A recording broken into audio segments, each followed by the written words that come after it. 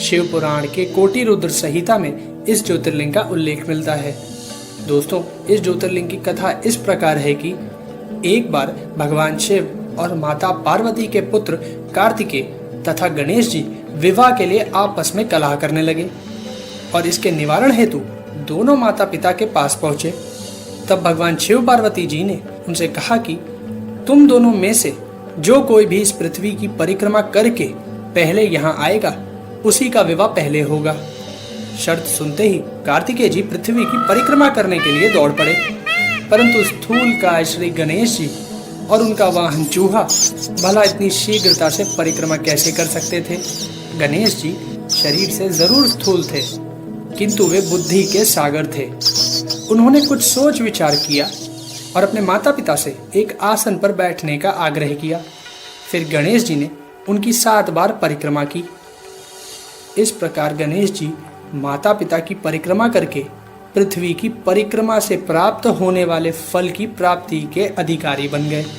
उनकी चतुर बुद्धि को देखकर शिव और पार्वती दोनों बहुत प्रसन्न हुए और उन्होंने गणेश जी का विवाह भी करा दिया। जब कार्तिकेय संपूर्ण पृथ्वी की परिक्रमा करके वापस आए तो यह दृश्य देखकर बड़े ही दुखी हुए और फिर उन्होंने अपने माता पिता के चरण छूकर वहां से चले गए। माता पिता से अलग होकर कार्तिकेय क्रौंच पर्वत पर जाकर रहने लगे। भगवान शिव और पार्वती जी ने अपने पुत्र कार्तिकेय को समझा बुझाकर बुलाने हेतु देवर्षि नारद को क्रौंच पर्वत पर भेजा। तब देवर्षि नारद ने बहुत प्रकार से कार्तिकेय को मनाने का प्रयास किया, किंतु वे वापस नहीं आए। उसके कुछ समय बाद कोमल हृदय माता पार्वती पुत्र स्नेह में व्याकुल हो उठी। वे भगवान शिव जी को लेकर क्रौंच पर्वत पर पहुंच गईं।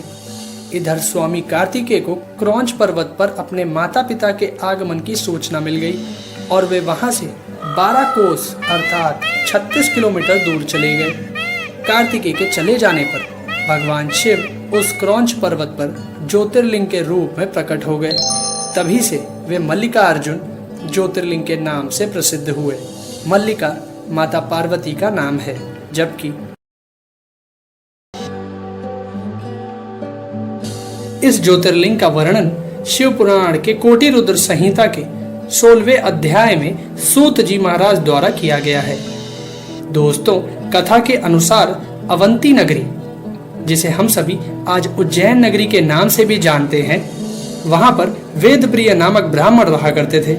वे अपने घर में अग्नि की स्थापना कर प्रतिदिन अग्निहोत्र करते थे और प्रतिदिन पार्थिव लिंग का निर्माण कर शास्त्र विधि से उसकी पूजा किया करते थे। उस ब्राह्मण के 4 पुत्र थे, जिनके नाम थे देवप्रिय, प्रियमेधा, संस्कृत और सुवत्र। वे सभी तेजस्वी तथा माता पिता के सद्गुणों के अनुरूप थे। दोस्तों, उन्हीं दिनों में रत्नमाल पर्वत पर दूषण नामक एक असुर ने भगवान ब्रह्मा से अजेयता का वर प्राप्त कर लिया।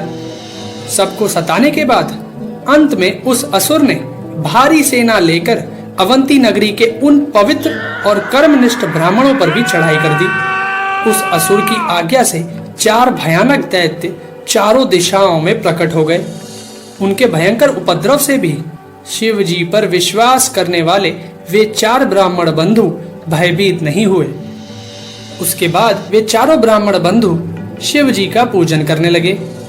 सेना सहित दूषण ध्यान मग्न उन चारों भाइयों के पास पहुंच गया और उन चारों को पूजा करता देखते ही ललकारते हुए बोला कि इन्हें बांधकर मार डालो।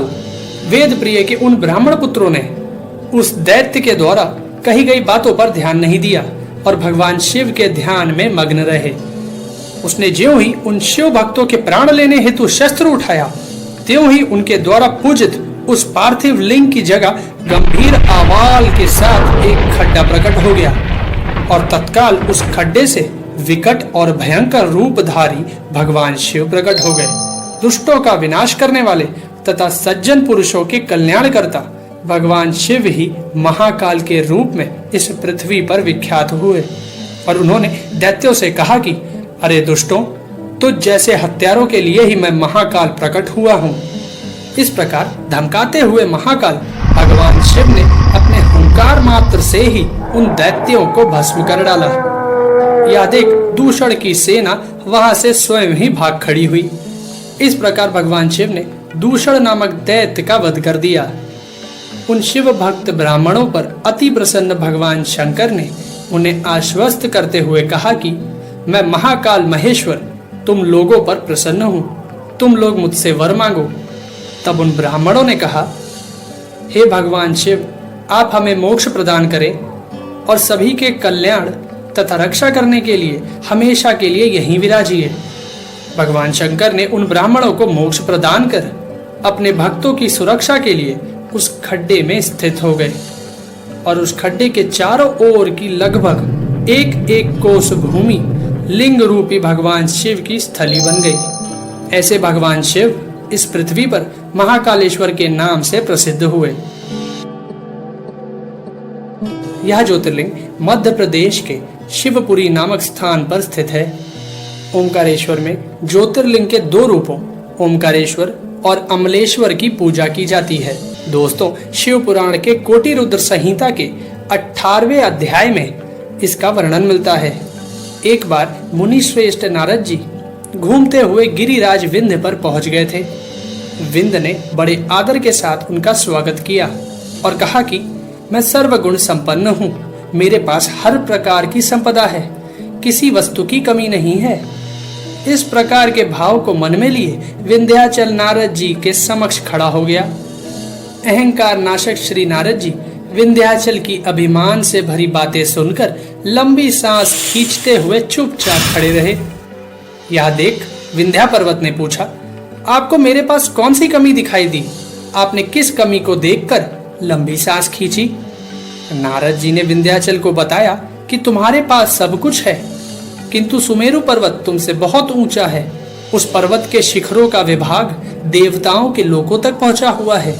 मुझे लगता है कि तुम्हारे शिखर के भाग वहां तक कभी नहीं पहुंच पाएंगे। यह कहकर नारद जी वहां से चले गए। नारद जी की बात सुनकर विंध्याचल को बहुत पछतावा हुआ। वह दुखी होकर मन ही मन शोक करने लगा। फिर उसने भगवान शिव की आराधना करने का निश्चय किया, जहां पर साक्षात ओमकार विद्यमान है। उस स्थान पर पहुंचकर उसने प्रसन्नता और प्रेम पूर्वक शिव की पार्थिव मूर्ति बनाई और 6 महीने तक लगातार उसका पूजन किया।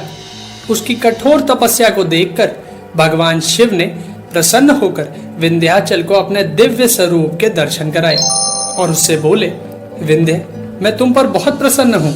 मैं अपने भक्तों को उनका अभिष्ट वर प्रदान करता हूँ, इसलिए तुम वर मांगो। तब विंध्य ने कहा, देवेश्वर, यदि आप मुझ पर प्रसन्न हैं, तो मुझे वह अभिष्ट बुद्धि प्रदान करें जो अपने कार्यों को सिद्ध करने वाले हों। विंध्य पर्वत की याचना को पूरा करते हुए भगवान शिव ने कहा कि पर्वतराज, मैं तुम्हें वह उत्तम वर प्रदान करता हूँ, तुम जिस प्रकार का काम करना चाहो वैसा कर सकते हो। भगवान शिव ने जब विंध्य को उत्तम वर दे दिया, उसी समय कुछ देवगण तथा ऋषिगण भी वहां आ गए। उन्होंने भी भगवान शंकर जी की विधिवत पूजा की और उनकी स्तुति करने के बाद उनसे कहा, प्रभु, आप हमेशा के लिए यहाँ स्थिर होकर निवास करें। देवताओं की बात से भगवान शिव को बड़ी प्रसन्नता हुई। लोक कल्याण करने वाले भगवान शिव ने उन ऋषियों तथा देवताओं की बात को प्रसन्नता पूर्वक स्वीकार कर लिया। वहां स्थित एक ही ओमकार लिंग 2 स्वरूपों में विभक्त हो गया। प्रणव के अंतर्गत जो सदा शिव विद्यमान हुए, उन्हें ओमकार नाम से जाना जाता है। इसी प्रकार पार्थिव मूर्ति में जो ज्योति प्रतिष्ठित हुई थी, वह परमेश्वर लिंग के नाम से विख्यात हुई। परमेश्वर लिंग को अमलेश्वर भी कहा जाता है। इस प्रकार भक्त जनों को अभिष्ट फल प्रदान करने वाले ओमकारेश्वर और परमेश्वर नाम के शिव के ये ज्योतिर्लिंग जगत में प्रसिद्ध हुए। भगवान ब्रह्मा के पुत्र धर्म की पत्नी मूर्ति के माध्यम से श्री हरि विष्णु ने नर और नारायण नाम के 2 ऋषियों के रूप में अवतार लिया था। दोस्तों, नर और नारायण ने ही द्वापर युग में श्री कृष्ण और अर्जुन के रूप में अवतार लेकर धर्म की पुनः स्थापना की। इसकी पुष्टि खुद भगवान श्री कृष्ण ने गीता के 4थे अध्याय के 5वें श्लोक में की है। नर और नारायण बद्री वन में अपनी बनाई पार्थिव शिवलिंग के सामने घोर तप किया करते थे। भगवान शिव जी उनकी पूजा ग्रहण करने के लिए उनके बनाए पार्थिव लिंग में रोज आया करते थे। काफी समय बीत जाने के बाद जब भगवान शिव उनकी तपस्या से प्रसन्न हुए, तब वे नर व नारायण के सामने प्रकट हुए और उनसे वर मांगने को कहा। तब नर और नारायण ने भगवान शिव से कहा कि हे प्रभु, अगर आप हमारी तपस्या से प्रसन्न हैं और हमें वर देना चाहते हैं तो लोक कल्याण के लिए आप स्वयं यहाँ लिंग रूप में निवास कीजिए, ताकि आपके दर्शन मात्र से लोगों के कष्ट दूर हो जाएं। उन दोनों भाइयों के इस प्रकार अनुरोध करने पर कल्याणकारी शिव हिमालय के उस केदार तीर्थ में स्वयं ज्योतिर्लिंग के रूप में स्थित हो गए। नर और नारायण रूप में दोनों भाइयों ने बद्री वन में घोर तपस्या करके भगवान शिव जी को प्रसन्न किया था। आज उसी बद्री वन में बद्रीनाथ नामक मंदिर भी स्थित है और वहीं पर नर और नारायण नाम के 2 पहाड़ भी हैं। केदार तीर्थ में स्थित होने के कारण भगवान शिव केदारेश्वर अथवा केदारनाथ कहलाए। ऐसा भी कहा जाता है कि जो लोग केदारनाथ के दर्शन के लिए यात्रा करते हैं, परंतु यात्रा के दौरान ही उनकी मृत्यु हो जाती है, तो उसे भी मोक्ष मिल जाता है। भारत देश में भीमशंकर ज्योतिर्लिंग के नाम से 2 मंदिर प्रसिद्ध हैं। एक